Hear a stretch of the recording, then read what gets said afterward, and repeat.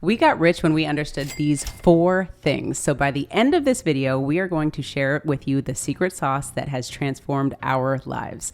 My name is Carmen. And I'm Darius. And the same way these things transform our lives, I'm sure it's going to do the exact same thing for you, because these are sayings that you've heard often, but I think we're going to add a little more context to it because our experience now is a little different now than it was initially before we had a little bit of bread. A little bit of coin. A little bit of coin. so we're going to freestyle a little bit for y'all today, okay? So the very first point that I want to start with is time is not money. Ladies and gentlemen, time is not money. And that whole thing about time management and all this whole thing, we want to make sure that you understand exactly what this means. So do you want to start with the point? Well, yeah, I will. And I think it's very important that when they say time is money, I think they want to stress the significance of how important spending your time is, or time management is. But I think when we talk about time is money, if we attach time to money, we significantly undervalue the value of time. And ourselves. Because one thing is, we can always make money, but we can't always get time back. Ooh, no, we can't. No, we can't. And that's the most valuable thing. That's the most valuable thing. So attaching our time to money, it significantly devalues our time when it's something that's more precious than any dollar amount that can be attached to it. And also the stigma is that we're supposed to work. You're supposed to spend that time working. Right. But it wasn't until I'm going to speak for myself personally, because I don't know if y'all saw another video where we talked about where I had to stay busy in order to feel productive. I don't know if y'all can relate with me on that one, but that was me. And so I felt like I had to spend the time to be busy to make the coin. But then it wasn't until we started working less hours where I recognized my value and how I could delegate things to other people and really focus on my genius zone, my field, and stop spending all this time doing things that I'm not the greatest at. Yeah, right? I think it comes from like the hustle mentality, because hustle is one of those key words that we like to throw around for motivation. But when you think about it, hustling is, I think, when it comes to you not being sure on your specific thing. Because if you're doing something you're passionate about, you don't have to hustle to do it. So when you find your niche and your thing, you don't necessarily have to hustle. Oh, one more time. What did you say? Do you remember what you said? I said when you hustle, it's because you haven't found your particular thing or what you're specifically passionate about. And when you do find your passion, you don't have to hustle for it, because you're doing what you love doing. I feel like that's weighted in so many different ways. I think all of these are. That's why it's so important for you to understand these things that we're saying based on how you feel right now and where you are right now, because it's going to change as you go through your journey, your particular journey. So these are the different things that we talked about from our perspective through our journey, and your walk is going to be different from ours. Yeah. But even going back to the point that you were saying, I feel like that's such a powerful point that you have, because I think when we think about our passions and whatever you call it, when we are passionate about something, it doesn't feel like work. No. And when we are passionate about something, or when we have such an amazing knowledge base, we don't have to spend all this time grinding and trying to figure out what it is that we need to be doing, because we know we're focused, we're locked in. And you shouldn't have to spend the time. Don't get me wrong. I don't want you guys to misunderstand what I'm saying, because you should always be perfecting your craft.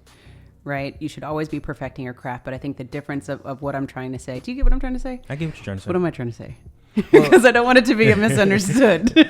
So one thing I would say is that I think right now a lot of us, we're doing our passions for free.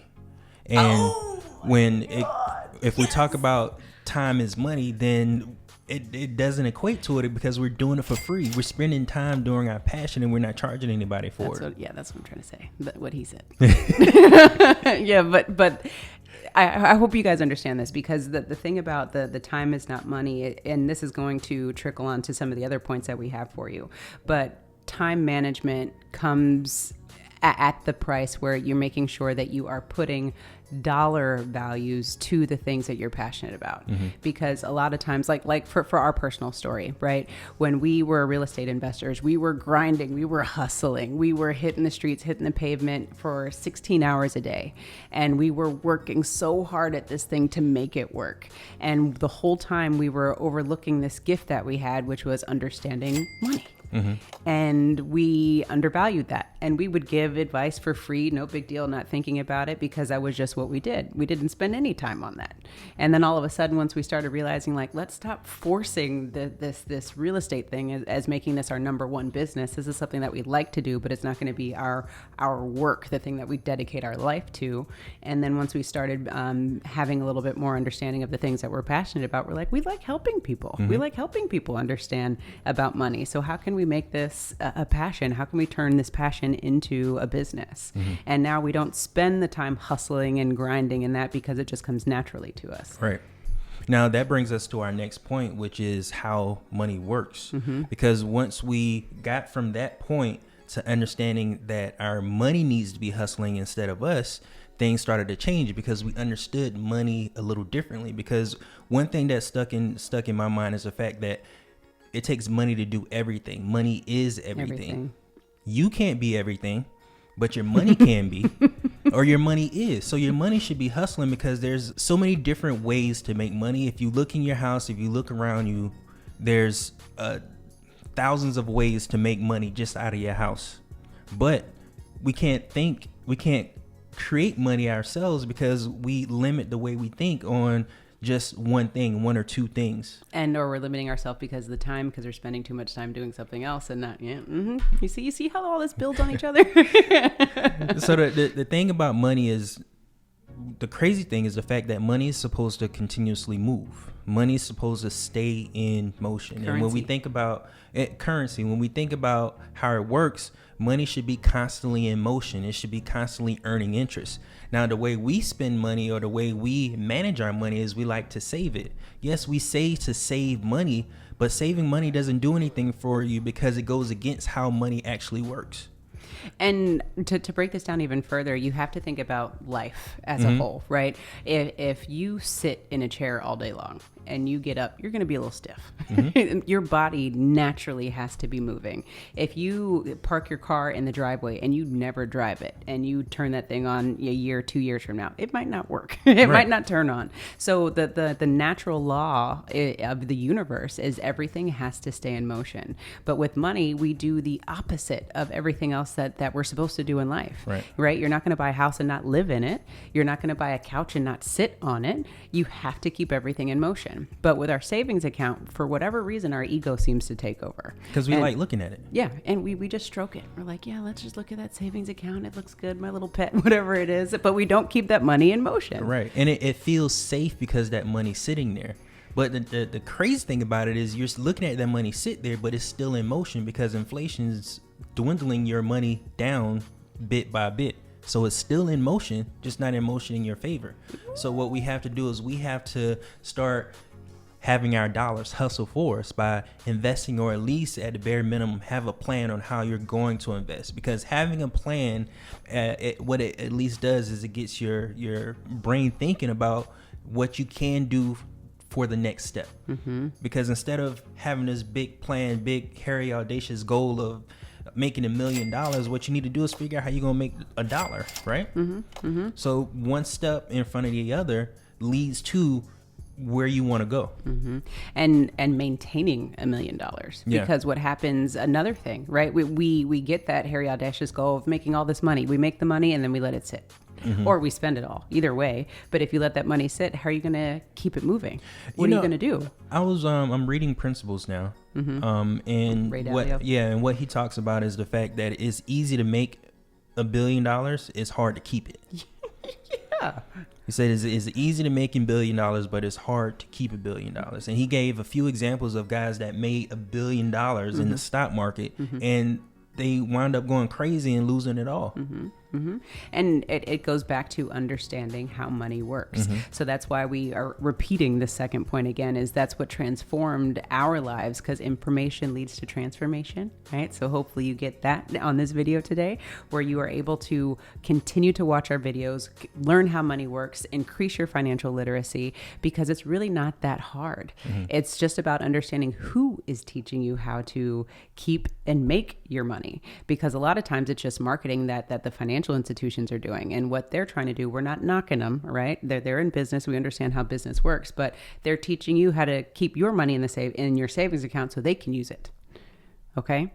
So I hope you guys heard that loud and clear. And the thing is we're trying to teach you on the Wealth Nation channel how to make a buck, how to keep a buck, and how to keep your money investing so you can make more money. So if you want to continue doing that, then click on the link below so you can join the Wealth Nation. Right. Now, the idea is to keep a buck. Because remember the example I gave you about the principles by Ray Dalio is he was saying that it's harder to keep a dollar than it is to make a dollar.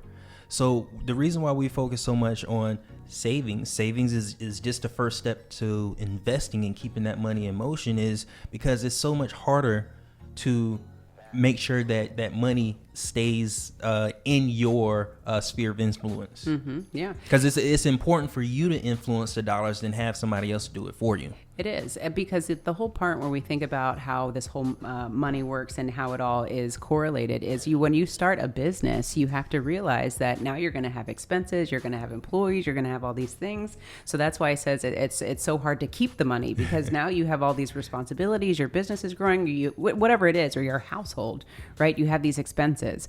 You spend all day at work, but then what happens on the 15th and the 30th of the month? You got to spend some money, right? And then you go to work every single day, and then you got to spend some money. So think about these things. You got to put that money in motion for somebody else. Right. So just think about how this applies to your life. When you are working, time and money, time versus money, what are you doing? Time versus money. Mm-hmm. And then what are you doing when it comes to how money works in your household or in your business? Right. Now, the third thing that we really understood is OPM, other people's money, and how to leverage those funds, somebody else's money in your favor. And the biggest thing I understood is that when you borrow money, there is a cost associated with it. But when you invest that money or give that money to somebody else, you pass that cost on to somebody else and have them pay the difference. Yeah. You have them pay more than what it costs you to get the money, and you keep the difference. That's the power of OPM.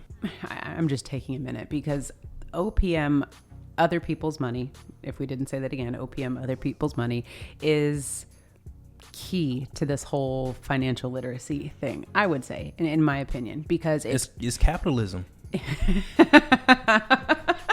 Yeah, it is. I never thought about it that way. Absolutely. That's the only way the system works, is by us paying interest. Yeah, by us paying interest. The reason why we work now our jobs is so that we can pay somebody else their money back plus interest, or pass a buck on to somebody else so that they can use it. Taxpayers, dollars. All that stuff is so that OPM. We can keep money in motion. It's all connected. Man, that huge point, Darius, huge point.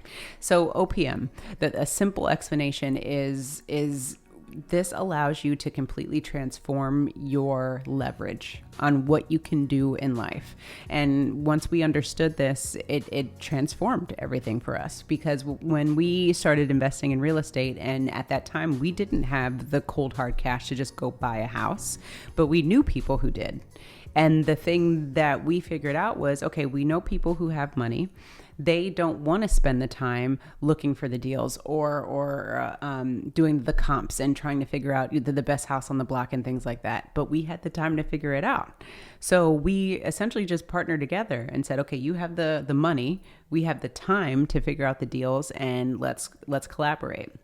So that's what happened with our business, is we just started to look for individuals who had the money, and it was a win-win situation, right? Because we all were helping each other in many different ways, and it just allowed us to start investing in real estate. Whereas before, we probably wouldn't even have tried, or would have looked at like the bank. Oh, how are we going to get a bank loan? How are we going to make this happen? How are we going to do this and that when we don't have the cash flow to pay the loan back? Right. And the thing is, the banks are experts at this. This is how we were able to learn, because the banks are so good at it. Mm-hmm. And initially what I thought is the banks don't ask for permission to use our money, but they actually do, and they actually pay us for it. The only difference is we're okay with the amount of interest that they pay us for access to our funds.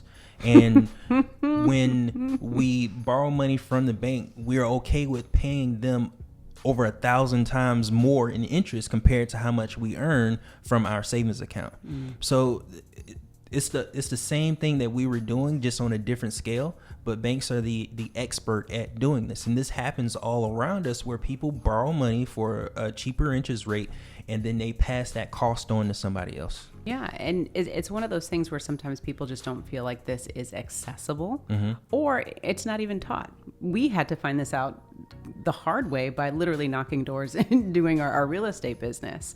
So what I would say with this opportunity is I want you to know today that it is accessible, and you probably know somebody who has capital, who wants to invest, but just doesn't know how to get started. And maybe you have those answers. So again, just think about this whole thing as a collaboration where you all are able to bring value to one another by having the value, the money and the capital, the money and the knowledge, excuse me, so that you can come together and invest together. Right. And all it takes is one investment. You profit from that, and you do it again, and you do it again, and you do it again. And what the difference is now you understand how money works and what you should be doing with the profit. Right. And if you want an example on how this works, take a look at the bank. Take a look at what they charge you high interest rates for versus what they don't charge you high interest rates for. So a secured line of credit, you're going to have to pay 25% interest like a credit card because it's an unsecured loan. But when you have something like a house or a car, you do have collateral. That's why you're able to get lower interest rates. So the same thing is going to work in your business depending on the amount of collateral you have or what you're actually doing within your business or how you're going to apply this loan is going to dictate the interest rate that you can charge or the interest rate that you can't expect to get when you borrow money. Now, to make sure we're all on the same page, what Darius is talking about when he says collateral is basically the guarantee payback. So when the bank gives you a loan for your house, they are holding the deed to your house, meaning that if you stop paying them, they own your house. Right. So that's their guaranteed payback. And they'll resell it. They'll resell it so they get their money back. Same thing with a car. Collateral is your guaranteed payback. And the unsecured line of credit that he was referring to is if you have a credit card, there's no real collateral there. The collateral could be they ding you on your credit score. But that, how detrimental is that to everybody? I don't know. Everyone's tolerance is different, but you see the difference where there's nothing that's really guaranteeing tangible to you to pay back that credit card. Now, it's detrimental to the person that's going to get a new car and they have bad credit and they're going to pay 15% interest on that car loan. Exactly. So that's how this whole thing works. And it's important for you to understand collateral and the point of collateral, because serious investors don't invest without collateral because they cannot afford to lose their money. Whereas consumers are willing to give their money out without collateral. And that's why we continue to have all these ups and downs, rounds and rounds of people saying, oh, I lost my retirement. Oh, I lost my life savings. I lost this and that. You didn't have collateral. Right. Now, I think this is a good point to talk about how when you have a lot of people in a deal or an opportunity, it costs you more. But when you save money, you don't have to pay anybody. You don't have to pay any interest. But the thing that I do want everybody to understand is you still finance it even if you pay cash for it. The reason why is because you still have to replace those funds after it's used. So you still are financing it. There's nothing that we can do when it comes to money without financing. Either you pay somebody else interest or you replace the money that you had to save up. So for example, I got $100,000 that I want to buy a condo. I have $100,000 saved. I buy the condo. Now I have to replace that money to get back $100,000, right? Now let's say I finance it. I finance $100,000. Now I have to pay that loan back to make my way back up to zero, to break even. So in both cases, we still finance. There's nothing that we do that we don't finance. So take this into consideration in how you are doing deals, how you're working with other people, how you're planning on investing, because everything that we do, we finance. That's one of the reasons why we like using whole life insurance policies, is because we can borrow money from the insurance company at 5% interest, and we pay them their money back, and the only thing we have to do is use the money that we have as collateral, and we get to take the difference in between. Yeah. And the whole point about like financing versus paying cash, because a lot of people say cash is king, and it can be in different ways. But the beauty, and that this is a level two to what we're talking about today, but the beauty about financing this condo, for example, is now you still have liquidity, meaning you still have the $100,000 in the bank where you can do whatever as you please. Maybe you can go finance another condo or 3-4 other condos because you have the liquidity. And then if something comes up, you have the the cash to be able to pay off the condo if you need to. So that's where this whole realm of creative financing comes into play, where you recognize not spending all of your cold hard cash because you need it for leverage to do other things. And that's where we start to say, like, this is a level 2 thing. So just get the 4 points today and then we can start thinking about other things. But it's important for you to understand this, because going back to our second point, this is how money works. And that goes to our point on how rich people are able to the things that helped us get to where we are is because we understood that the only thing we had to do is show that we had money to get access to money. You just show that you have money.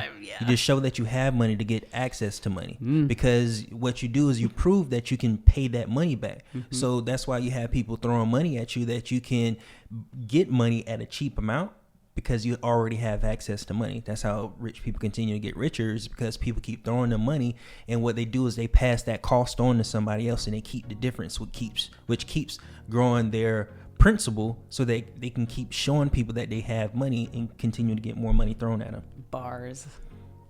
We still have one more point to go. Yeah, and so that was sick, Darius. I like it. Thank you. And the fourth point is to that, where you have people in your corner that are experts at certain things that help you in your financial journey. You have certain people in your corner that are experts at certain things. You have your tax strategist. You have somebody that your understands trust. You have your bookkeeper. You have your investment person. You have all these people around you to make sure that what you're doing is in line with the future that you want for yourself, the future lifestyle that you're trying to create for yourself. You guys are a team, and you're paying them their worth, because the more you pay somebody, the more money they're going to be able to make you. This was a huge pill to swallow as business owners, I would say. Darius said it so eloquently, but Darius, I had to kick him out of QuickBooks. Yeah. So that we could have that team of experts, to help us. But as business owners, we tend to just go, I can do everything. When you realize, like, I'm not the bookkeeper expert. I'm not the investment manager expert. I'm not this, I'm not that. I just know how to bring in the bread. And I need somebody else to help me manage all these different nuances. And we can't do this alone as business owners, and we shouldn't. And this could even go to hiring employees, the same thing too. But when we're talking about money, so as a business owner, you need to make sure that you are always in business in two things. We say this all the time on our channel. We are in business for how we make a profit, and you are also in the money business and understanding how to keep that profit, right? Keep it rolling. So you have to align yourself with these professionals who are going to help you make sure that the profits continue to roll in. And that's where we recognize we can no longer do our own taxes. We can no longer keep our own books every month. We can no longer do this because this isn't our expertise, like we said. And we at a point now, we can't work with a regular accountant anymore. Yes. We have to work with the tax strategist. And that's a point. That's another point. Another level 2 to this is you understand as your income continues to grow, you have to continue to seek out different level of expertise. Right. Because the same person who manages $100,000 may not know all the nuances and the tax codes that apply to somebody who's making $1 million a year, $10 million a year. And you can't just keep doing the same thing over and over again. You have to continue to expound your knowledge, expound your team, and understand the things that are available to you. Right, because there's only so much that we can do. So when you're starting your business, you're not going to have all these people. You're going to be doing everything yourself. But what you're going to be able to do is, because you now understand the value of time and that it's not associated with money, you're going to start using your time a little more differently because it's more valuable than the money. So what you're going to do is you're going to start hiring people so that you can delegate different things that you aren't an expert at. And let's put some context to this. So we're going back to the time versus money thing. So say, for example, our expertise is making videos about financial education. And this is what we need to be doing. This is the lane we need to stay in. But if Darius and I were the bookkeeper, if we were the tax strategist, if we were monitoring deals going on, we wouldn't have all the time needed to continue to make these financial videos. And we would probably be burnt out. Right. So the quality of our videos would go down, editors, sound, all of that. All of that would go down because we're so focused on all these other things, spreading ourselves thin, where we should be focused on just creating videos. And that's why we have the team behind us to help us make sure that everything else is in line. So we're not spending all of that time on all these different things, and that's draining our expertise from what it is that we actually do. Right. And all you have to do is have a few meetings, maybe a week, a month, every other week, whatever it is, to check in and make sure that these subject matter experts expertise are handling their business, as opposed to you spending hours and hours every single day trying to figure out how to make the books work. Right. Now, we wanted to get this off of our chest. I know we gave you a lot of information about just these 4 points, but we wanted to hit you with this before the recession. So what we really, really want you to do moving forward is start taking steps to get to that lifestyle that you want. If anything, create a vision board for the lifestyle that you want so that you can put your first dollar towards it. If you want to make $1 million, let's get started so you can put that first dollar towards that $1 million, because it's one step closer than where you were the day before. So let's start taking action on these things, because action is what's going to allow you to learn more. You're not going to learn more by just watching videos and not doing anything. You're not going to learn more by reading books and not doing anything. It's the application of you applying what you learn that gets you to that next step in that level and understanding. And you had dropped a big bomb about the recession. You know, no matter what financial circumstance we are in as a country, you have to understand what your role is. And if your role is a consumer, you're going to spend money. And what happens in a recession is we have to put life back into our government, right? And when what happens with that, we have to spend money to help everything level out. So you have to understand as a consumer, what does that mean for your pockets? How are you going to react? How are you going to apply this knowledge? Because it may not make sense for you to spend money during the recession if you're trying to build your own economy. Right. And these principles are going to stay the same regardless of who is a Fortune 500 company or who is on the NASDAQ or whatever business is out there. These principles are going to stay the same. So the businesses aren't. So what you want to do is get a good solid foundation and understanding of money and how it works for you and your journey, and be in line with your journey, not our journey. Look at the things that we've done up to this point, and instead of looking at the things that we're doing specifically, or when we talk about the fact that we made $500K or that we saved $35,000 a year, instead of looking at the dollar amount, what are the things that we're saying that can be applied to your situation? I agree. Yeah, just take the application of it and create it for whatever makes sense for you and your pockets. Right. So the foundation is time is not money. Time is significantly more valuable than money. So don't align your time with money, because it's not on the same page. The second thing is understand how money works. It has to stay in motion. And in order for it to stay in motion, you get money at a cheaper rate and you pass that cost on to somebody else through interest, through contracts and things of that nature. You have to figure out a way to keep money in motion. And the more you can keep money in motion, the more money you can make from the motion that you're creating. Third thing is understanding other people's money, leveraging other people's money, and using that to make more money for yourself. Because again, like I said, rich people are able to make money because they show that they have access to money. And by showing you have access to money, people throw money at them at a cheaper rate and they pass that cost on to somebody else, just like when we talk about how money works. And then the last thing is just understanding the value of a team. When you start out, you're going to be putting all your time and effort into your business or your craft or your passion and making money. And then there's going to get to a certain point where you're going to have to start delegating people that are experts at certain things. Make sure you pay those people, because the more you pay them, the more money they can make you. I love that. Make sure you pay them so that they can make you more money. Right. And sometimes we can look at that from a scarcity standpoint of, I have to spend the money. I may not have the money, but not realizing what's going to come on the other end of it, because now they're doing a job that you are no longer doing. Right. Like when you pay somebody for a service, or like when you sell, like let's say if you're if you're a real estate investor and you sell a house and you worried about how much the commission the realtor is making.